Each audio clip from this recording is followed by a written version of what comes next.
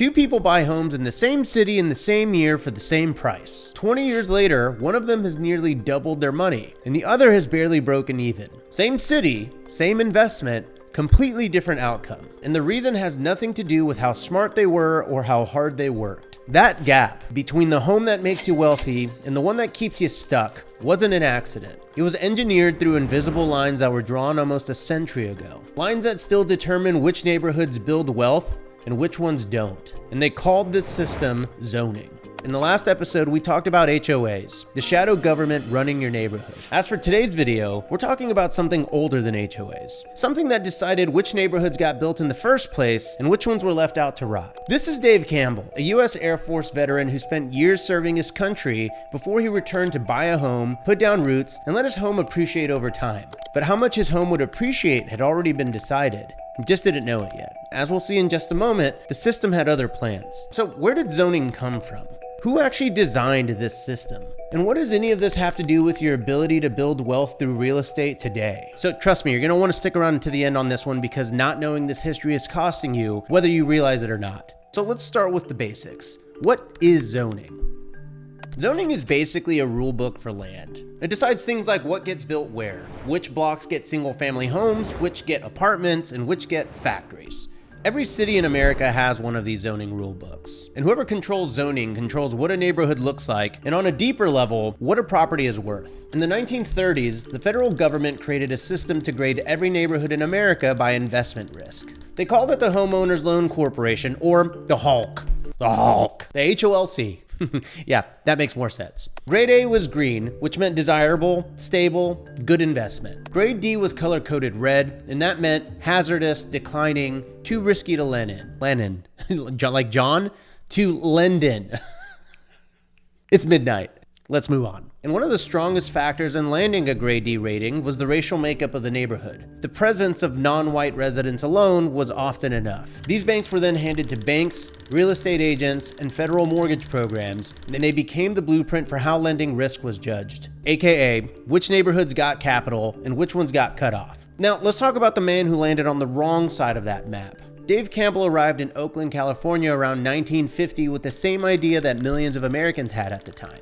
Work hard, buy a home, and build something for your family. What most of us would consider the American dream. What he didn't know was that the city he'd chosen to build that life in had already been divided. Grade A neighborhoods were effectively off limits. The lending barriers weren't always written down, but the lending patterns made it pretty clear. So when Dave Campbell was ready to buy, he ended up in West Oakland, a red neighborhood, a grade D. And here's what his decision looks like in dollars. In recent years, the median home equity in Oakland's formerly grade A neighborhoods was $1.3 million.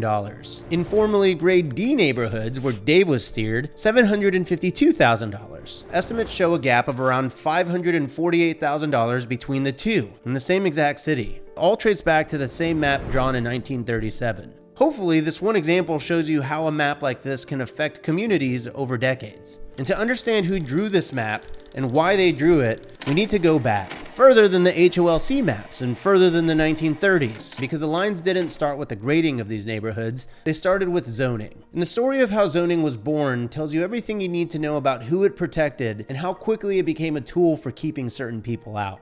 In the summer of 1910, Baltimore City Council passed the nation's first racial zoning law. Black residents couldn't move into white neighborhoods, and white residents couldn't move into black neighborhoods. But what about the Mexicans? I don't know, it wasn't part of the article. The violation meant fines and jail time. It spread fast. City after city in the South adopted versions of the same law, until 1917, when the Supreme Court struck it down in Buchanan versus Worley, ruling that you couldn't legally stop a property owner from selling to whoever they chose. So the explicit racial zoning was dead, but the segregationists learned if you couldn't write race into the law directly, you just had to find another language. Enter the city planners of the time.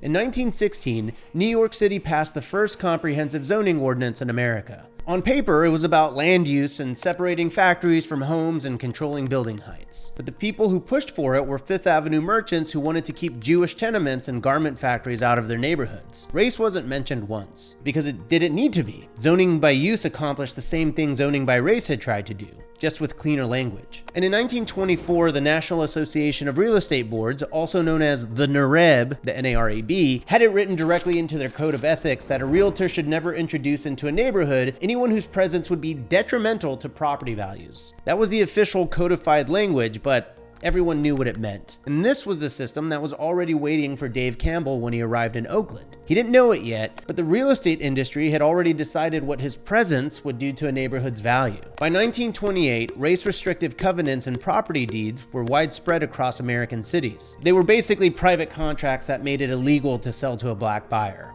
And the NARB had developed and distributed the model covenant themselves. The map that was waiting for Dave and his family was slowly being drawn line by line, and it was about to get federal backing. Because by the 1930s, America was in a free fall. The Great Depression had wiped out the housing market, banks were failing, and families were losing their homes. And the federal government decided it was time to step in. And that's when Roosevelt created the Homeowners Loan Corporation in 1933 to stabilize the housing market. And just like we touched on earlier, they graded every neighborhood in America to figure out where to lend. And you already know what put a neighborhood in the D column. But here's what makes it worse. In 1934, the Federal Housing Administration, yes, the same FHA that you know today, adopted these exact same maps. And unlike the Homeowners Loan Corporation, the FHA used them directly to decide which mortgages it would insure. No FHA insurance meant no bank loan. So the green zones got capital and the red zones got cut off. And the FHA wasn't really subtle about it either, because their guidelines explicitly favored suburban areas. When the war ended and millions of veterans came home, the government doubled down.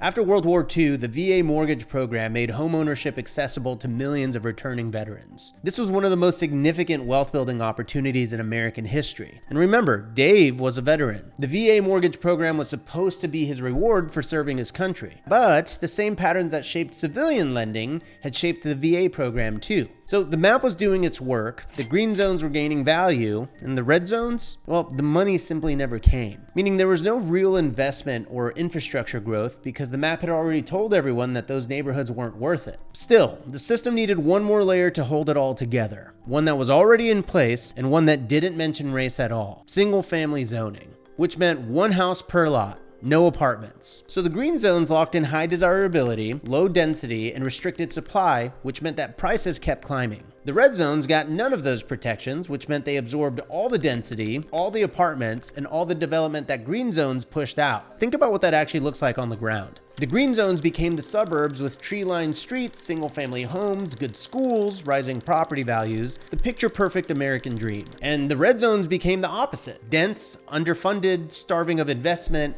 and carrying a reputation that made people even less likely to put money in. One side of the map became desirable by design, and the other became an eyesore by default. In fact, in St. Louis, the formerly green zones still have 75% of their land zoned exclusively single-family today, and the formerly redline neighborhoods, 3%. And the compounding math is brutal. And this machine ran for several decades before anyone seriously tried to turn it off. Minneapolis became one of the most prominent cities in America to dismantle single-family zoning in 2019. Oregon followed with the statewide upzoning law shortly after. But here's the problem with fixing the 70-year compounding wealth gap. One does not simply undo it with the zoning amendment. As important as it is, it doesn't hand David Campbell's family back 70 years of compounding equity. Think about what that actually means in practice. Because Dave's daughter Karen Campbell grew up in that West Oakland home. And when extended family eventually sold it, they sold it the way most people in redline neighborhoods did, without fully understanding what they were giving up. And because a grade D home doesn't appreciate the same way a grade A home does, Karen never inherited the equity that a green zone home would have built. So with no wealth passed down and no down payment to launch from, she tried to buy in Oakland twice, once as a young woman, and again when she had a union job with a middle-class income. Both times, nothing was in her price range. She eventually ended up back in West Oakland, but as a renter. And if the Campbell family had been steered into a grade A neighborhood instead, that estimated $548,000 gap would have looked very different in home equity today. Who knows how that extra $548,000 in equity would have affected their family over the generations for the better. This is just one of the millions of examples out there in US history. And by the way, Dave's story was first documented by his grandson, Denzel Tung. And we'll have the article linked below if you want to read the full story in his own words. So what do you do with all of this? Because knowing the history doesn't automatically change your zip code. But here's what it does do. It tells you exactly how the game was set up. And once you know that, you can start making decisions with your eyes open. if you're buying property today, the question isn't just, is this a good neighborhood? The question is, why is the neighborhood priced the way it is? Is it actually a bad investment, or is it the product of a system that decided it was hazardous before most people living there were even born? Because here's the thing, when you drive through a neighborhood that looks run down or underfunded, it's easy to assume that's just what it is. But now you know that there's more to that story. Those neighborhoods didn't end up that way by accident. They were cut off from capital, pushed out of opportunity, and handed a grade they never asked for. So that's the map. Now you can read it. In the next episode, we're looking at the way American homes are physically constructed and why that might be the biggest financial trap most homeowners never see coming. Let me know what you think in the comments. And if you haven't subscribed yet, now's a good time to do that, because what's coming in the next episode might make you rethink the actual house you're buying, not just where it's located. So if you want to see that, then you're going to want to click right here. After, of course, you like and subscribe. Okay. See you here.